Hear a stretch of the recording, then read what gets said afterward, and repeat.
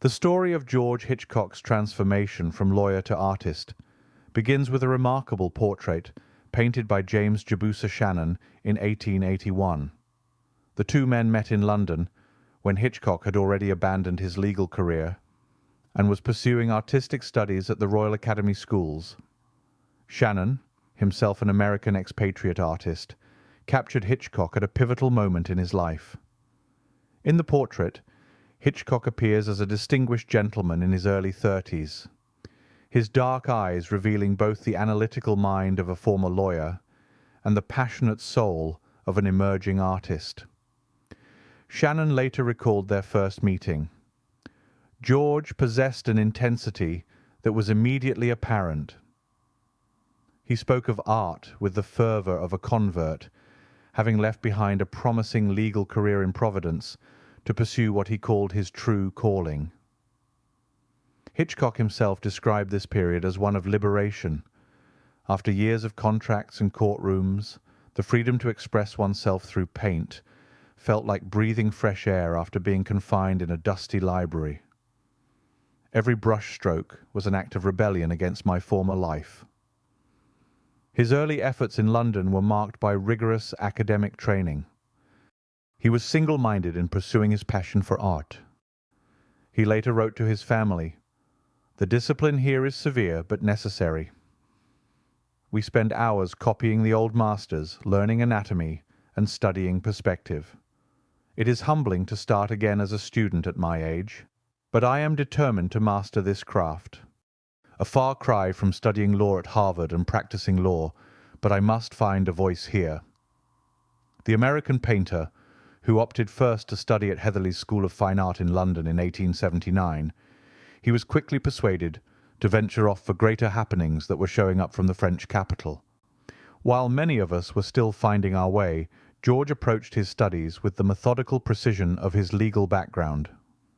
He dissected each painting technique as he once might have analysed a case law. During his London years, 1879 to 1883, Hitchcock began to develop his distinctive style, influenced by the pre-Raphaelites, but seeking something more modern. He wrote in his journal, "The English school has taught me discipline, but I hunger for something more vibrant, more alive. I feel drawn to the continent, where I hear revolutionary things are happening in art." In 1883, Hitchcock made the pivotal decision to continue his studies in France. He enrolled at the Académie Julian in Paris, where the atmosphere was markedly different from the formal Royal Academy. Hitchcock described his arrival. "Paris is intoxicating. The cafes buzz with artistic debate. The studios are filled with international students, and new ideas about colour and light are everywhere." Under the instruction of Gustave Boulanger and Jules-Joseph Lefebvre, Hitchcock experienced a more liberal approach to art education. Boulanger particularly influenced him, as Hitchcock noted. "Monsieur Boulanger tells us, paint what you see, not what you think you should see. This simple advice has revolutionized my approach." The curriculum at Académie Julian emphasized plein-air painting and direct observation. Hitchcock wrote to Shannon, "We paint outdoors whenever possible, capturing the changing light. The French have discovered something essential, that light itself is the subject, not merely the illumination of subjects." During his stay in Paris, Hitchcock encountered the work of Jules Lepage and the naturalist movement. He later reflected, "Bastien Lepage showed me that one could paint rural life with both honesty and poetry. His peasants were neither idealized nor degraded, but simply human." In 1885, following a sketching trip through Belgium and Holland, Hitchcock made the unexpected decision to settle in the Netherlands. He wrote to his family, "I have found my spiritual home in the Dutch countryside. The quality of light here, the honest faces of the farmers, the endless fields of tulips, this is what I wish to paint." Hitchcock established himself in Egmond aan Zee, a small fishing village on the North Sea coast. His instructor Lefebvre had advised him, "Find your own voice, young man. You have learned the techniques. Now discover what you alone can say." The Dutch period marked a significant milestone in Hitchcock's artistic maturity. He later explained his choice. "Holland offered me what neither England nor France could, a perfect synthesis of tradition and possibility. Here I could paint the timeless subjects I loved while experimenting with modern techniques of light and colour." Looking back from his American studio in the 1900s, Hitchcock reflected on his expatriate experience with a mixture of nostalgia and satisfaction. In a letter to the American Art Review, he wrote, "The decision to leave America was both the hardest and the best I ever made. One cannot truly see one's homeland until one has left it." He often contrasted his two lives. "As a lawyer in Providence, I dealt with the conflicts of men. As an artist in Holland, I sought to capture the harmony between man and nature. The change was not merely professional but spiritual." Hitchcock's The Flight into Egypt and his famous tulip field paintings brought him international acclaim. French critic Roger Marx wrote, "Hitchcock has achieved what few artists manage. He has made the particular universal. His Dutch peasants speak to all humanity." Fellow American expatriate John Sargent praised Hitchcock's work. "George has found his own path. While the rest of us chase modernity, he has discovered timelessness in the Dutch countryside. His tulip fields are symphonies of colour." The Dutch government honoured Hitchcock with a knighthood, making him Ridder in de Orde van Oranje-Nassau. Queen Wilhelmina herself commented, "Mr. Hitchcock has shown the world the beauty of our simple land. He sees poetry where others see only prose." American collectors began to eagerly seek his work. The Boston Museum of Fine Arts acquired several pieces, with the director noting, "Hitchcock represents the best of American artistic ambition, the willingness to learn from the old world while maintaining a distinctly personal vision." In his later years, Hitchcock divided his time between Holland and America. He established a summer art school in Egmond, attracting students from around the world. One student recalled, "Mr. Hitchcock taught us that technique was only the beginning. Paint with your heart, he would say, but train your hand first." Hitchcock's friend and fellow artist George Inness summed up his achievement. "George Hitchcock proved that an American could master European tradition without losing his soul. He became no less American by living abroad, but more universal." In a later interview, Hitchcock reflected, "I sometimes wonder what my life would have been had I remained a lawyer.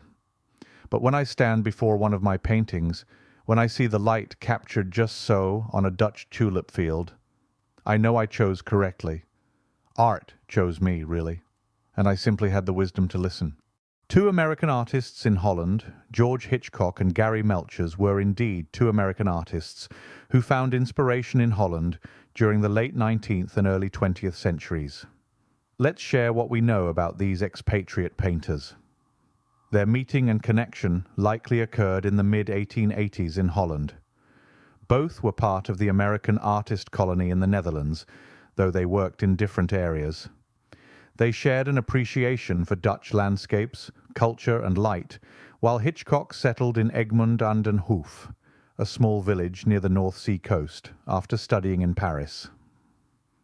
He became known as the painter of sunlight for his vibrant garden scenes, and found inspiration particularly in the tulip fields and gardens of Holland, where he was enchanted by the distinctive Dutch light and the colourful bulb fields that became central to his most famous works. Melchers, on the other hand, preferred the artistic colony at Egmond aan Zee, very near Hitchcock's location, but primarily worked in the fishing village of Volendam. He was drawn to depicting the hardy fishermen and their families going about their daily lives. Hitchcock once remarked, "Holland is so full of beauty, it isn't necessary to arrange it. The simple scenes are enough."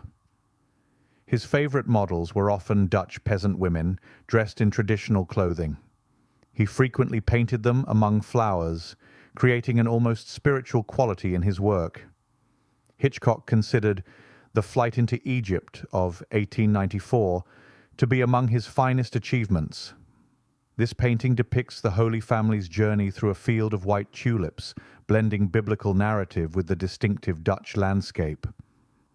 Unlike Hitchcock's bright, colourful floral scenes, Melchers focused on interior scenes and portraits of Dutch peasants and fishermen.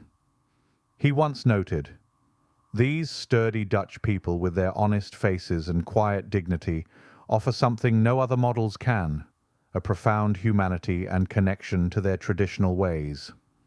His Dutch wife, Corinne, also served as a model for some of his works.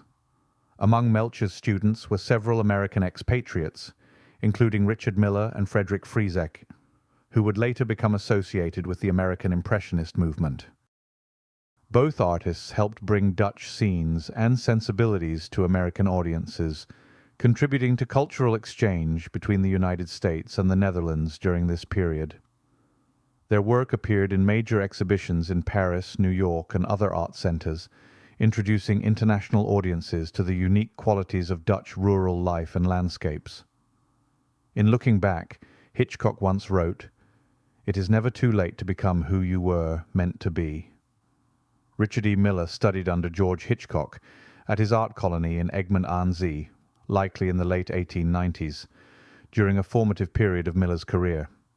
At the time, Miller had recently arrived in Europe to study in Paris and was actively exploring influential studios and mentors. Miller later credited Hitchcock's teaching and environment with helping him to develop his distinctive sense of color and light, especially in terms of depicting floral settings, decorative effects, and the influence of natural daylight on form. He praised Hitchcock not only for his instruction, but for the artistic community and sense of poetic naturalism that surrounded the Dutch landscape. These elements remained central in Miller's later works, particularly his well-known interior and garden scenes, featuring women in patterned dresses and filtered light. A quote attributed to Richard Miller about his time with Hitchcock: "He opened my eyes to the poetry of sunlight and the subtle rhythms of colour that nature whispers." In the final decade of his life, George Hitchcock, once the celebrated painter of sunlit tulip fields and wind-swept Dutch meadows, began to turn his gaze homeward. Though he had spent the better part of his career in Europe, where his colourful interpretations of rural Holland earned him international acclaim, Hitchcock never fully severed his ties with the United States.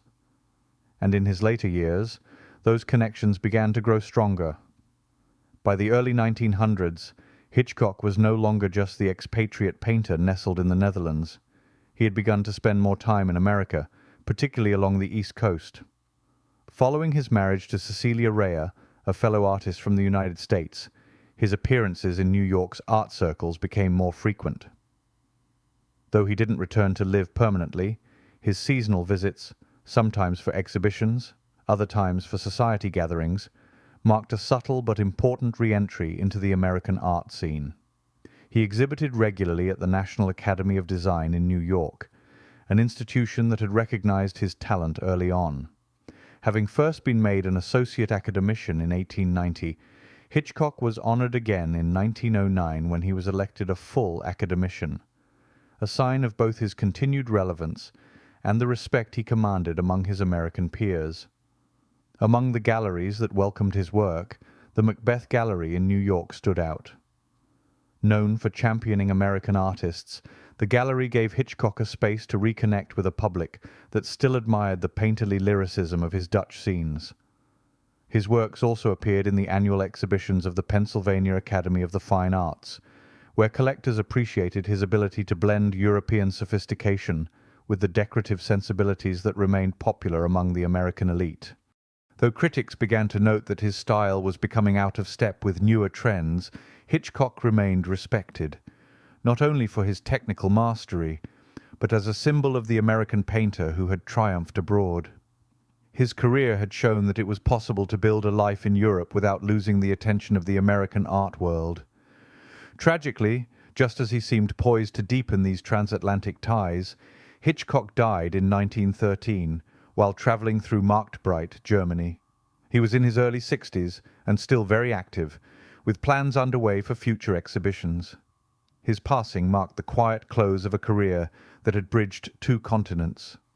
Though remembered today chiefly for his radiant Dutch scenes, his legacy also includes his role as a cultural ambassador, an American artist who found his voice and made it work for him, even with a career change.